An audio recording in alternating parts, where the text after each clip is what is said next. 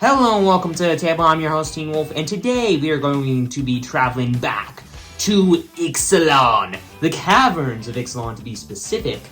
And oh boy, this set, when I first reviewed it, I said, hey, there's a bunch of reprints. There isn't going to be any more powerful new cards. This is going to suck. This set's going to suck.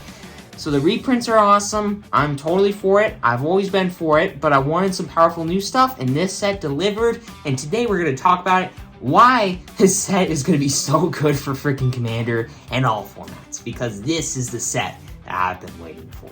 So, today, we are going to be talking about sweet reprints, the gods, because gotta talk about the gods, and then a highlight from each color. Talking about, just highlighting the color itself, how good it is in pre-release, how good it is in Commander, and that kind of stuff. So, with all that aside, let's get into the video, starting off with the reprints, because, oh my god. We have Caverns of Souls, the one that I talked about the most. Adds a mana of any color for the chosen creature type and can't be counted. The card's insane. The card's insane. And then there's Gashoth, the dinosaur version of the Dragon.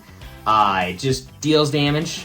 It's got haste. It's amazing. And hey, you get to cast dinosaurs from free off the top of your deck. So who doesn't love that? The card's insane.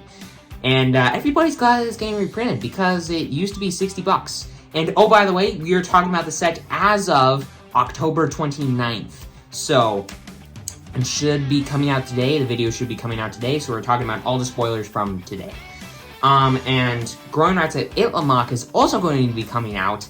And Growing Rites of Ixalan is a enchantment that when it enters, you get some creature looking at the top, pointing them into your hand, and if you have a certain amount of creatures in play at the end of turn, flip it into a land that taps. It's a Gaia's Cradle. It taps for green mana equal to the amount of creatures you control, which is insane. And there's Treasure Map, which just keeps getting you card advantage every turn, and eventually it turns into a land that creates treasure tokens, and hey, you can sack said treasure tokens to get more card advantage. Yeah, the reprints in this set are kind of nuts. And I'm for it. I was just hoping for some powerful new stuff, too. And we're about to get into that with the gods to start off, because these cards are going to be absolutely insane in Commander. Oh my god. So there's Ojurtok, Deepest Foundation. It's a 6-mana, 6/6 Vigilance God that says, hey, if you make a token, triple the amount of tokens instead. And here's the best part. If it were to die, you transform it into a land that if you attack with 3 or more creatures during your turn and tapping 3 additional mana and the land, you can transform it back into Ojurtok Deepest Foundation, which is very good. The card's insane. The card is insane. And then there's Ojurtok Patik. Tell me how to pronounce that down in the comments below, because what? Deepest Epoch. It gives all your instants rebound in blue. Because, yeah, and it's 4 mana for a 4/3 flyer, right? And so, yeah, you cast an instant, and it gets exiled, and you get to recast it at the beginning of your next turn.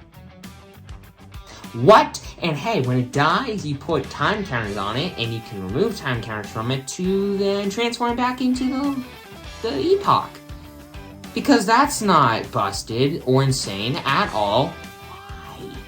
So yeah, that's the white and red, the blue version. Now the black version, Aklavades. Yeah, that's how you say that. Deepest Betrayal. When it attacks, makes your opponents discard cards. If they can't, you draw cards. If they discard lands, you get 1/1 bats with flying.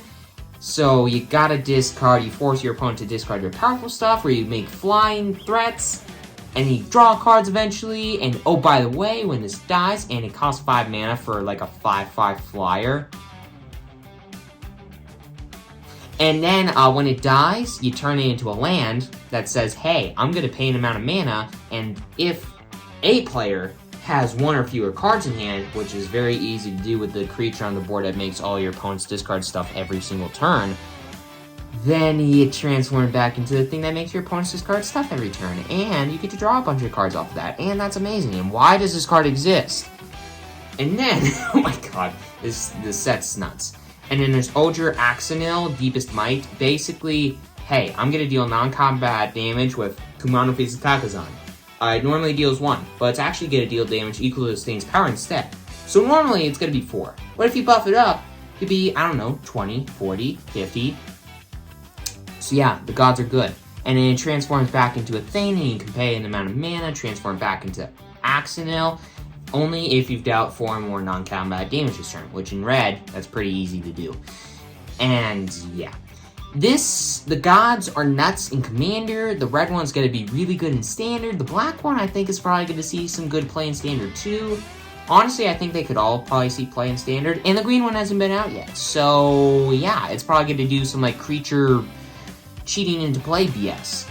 And the mechanics in this set, returning and new, are just nuts. Also, artifacts are a big deal in the set, which is awesome when it cares about craft. Because basically every artifact in the set has craft, which is this new keyword. You exile stuff from your graveyard or on the battlefield and transform them into stuff that's just really busted.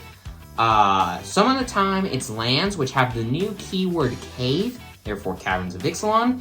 And caves, basically what they do, there are a lot of cards in the set that care about caves, so just cool stuff with that. Descend is a thing. I'm not sure if that's new or returning, I don't know.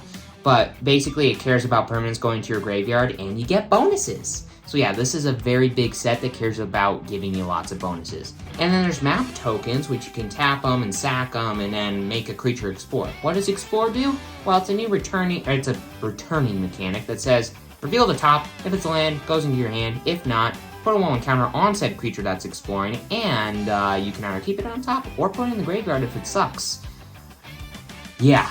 The mechanics are fun, and I'm not sure if that's all. Also, there are going to be some vehicles, so you Kamigawa vehicle fans, you've got some vehicles to do fun stuff with. So then the cards, the highlight cards. White one is a 1-white instant that says, hey, destroy any creature or enchantment or planeswalker you want, and its controller creates 2 map tokens. Not busted at all. White is just got... White is so fast and cheap and just, oh my god, white has a lot of value and a lot of flyers. Like, I mean a lot of flyers and a lot of 1-mana flyers too. It's awesome. And then there's blue, which is card advantage-y. It's not as counter heavy and not as interactive-y as it normally has been, but the creatures in blue in this set are kind of nuts. Like Kite Sail Larcenist. You want to talk about good commander cards? This is a good commander card. Because it's 2 in blue for a 2/3 flying siren pirate thingamabob that says, hey, for each player, you transform a creature or artifact they control into a treasure, and it loses all other abilities until this thing leaves. Yeah, this card's good, because hey, I'm just gonna get rid of like one of my 1/1 tokens and it's now a treasure. While all of you, I'm gonna get rid of your giant indestructible trample monstrosity. I'm gonna get rid of your game-ending effect, and yeah, this card's nuts. And then there's Terror Tide, which black loves recursion in this set. There's a lot of recursion in this set, by the way. And black loves discarding and exiling stuff in this set. So this is a good way to kind of go with that, because since it's very graveyard heavy, themed, there are the words. For 2 and double black, it's a sorcery that gives all creatures -X until the end of turn, where X is the amount of permanents in your graveyard. So because the graveyard's a big thing and your opponent's graveyard is a big thing, that doesn't matter as much. But hey, it's anointed sealed. You get a really efficient board wipe. Now here's the thing, you could just play Damnation or Wrath of God, but who plays that? Why don't you want to be fancy with something like this? I don't know. It's just, black is full of BS. Now I could do like the Aklavats thing that doubles damage that your opponents take for 4 mana on a 2/4 flyer. Those are both really good cards, but I like this one a bit more because it's a solid board wipe in my opinion. In Standard. So then there is the red card. You know how I got rid of Fable of the Mirror Breaker really quickly in Standard? Well, not really quickly, but they got rid of Fable of the Mirror Breaker. It's back and better, kind of, well, in ways it is, and in ways it's not. It's 2 in a red for an artifact that says, hey, when this enters, you can discard any amount of cards from your hand that you want to, and then draw that many +1. So, that's awesome on a 3-mana artifact, and here's the other thing.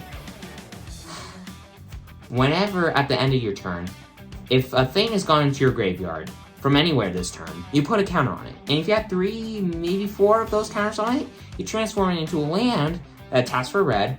And here's the best part. If you spend mana produced by this land to cast a permanent spell, that card gains Discover X. So, yeah, let's say that it's got a mana value of 4, it's better Cascade, you just exile cards from the top of your deck until you exile something with mana value 4 or less, put it onto the battlefield for completely free, or you could put it in your hand if your opponent has counterspells that you know about, or has like counter mana up. So yeah, it's insane. You get card advantage, and card advantage, and card advantage. And Discover's also a big thing in this set. I'm not sure if I discussed that or not. Basically, it's better Cascade. So that's fun. And then there's my personal favorite card in this set. And, oh, by the way, red, just very fast. Red is super fast. And it cares a lot about artifacts. And green is dinosaurs and more dinosaurs and giant monstrosity beating pieces of... And it's also got a really good, early board state. And it's got some really good early threats. Like Nooks and Crannies, which is a 1 green mana enchantment that says, hey, when this enters, target creature you control explores. And also, exploring is a bit better because when you explore, you instead get to scry 1 and then you explore, because that's fair. And if you have 7 or more lands on the battlefield, when a land enters, this transforms into Labyrinth of the Muffins. Yes, that is the name of the card. The backside of the card, I guess. And, you can tap it for a green, or you can pay 3 and a green, tapping it, look at the top 4, take any creature from among them, and put that into your hand, and then put the rest on the bottom in any order that you want. So, card advantage.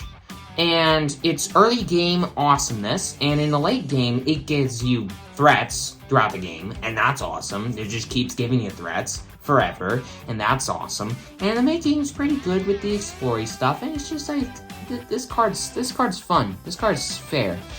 So this set, it's fast, it's cheap, it's got tons of card advantage, and like I said, it's cheap, this set is insane. And as of right now, I know early on I was saying that it's gonna be nothing but reprints. I want like good, solid new stuff, and I'm fine with the reprints, and I still am fine with the reprints. I'm always fine with the reprints, but I always like to see new power, and this set has delivered. And right now, this looks like the set that we have been waiting for, and I think it'll be an absolute blast to play. So go check it out for pre-release weekend, because if it keeps looking like this is going to be a very powerful and very fun set. So with all that aside, thanks for watching, everybody, and hey, see you next time.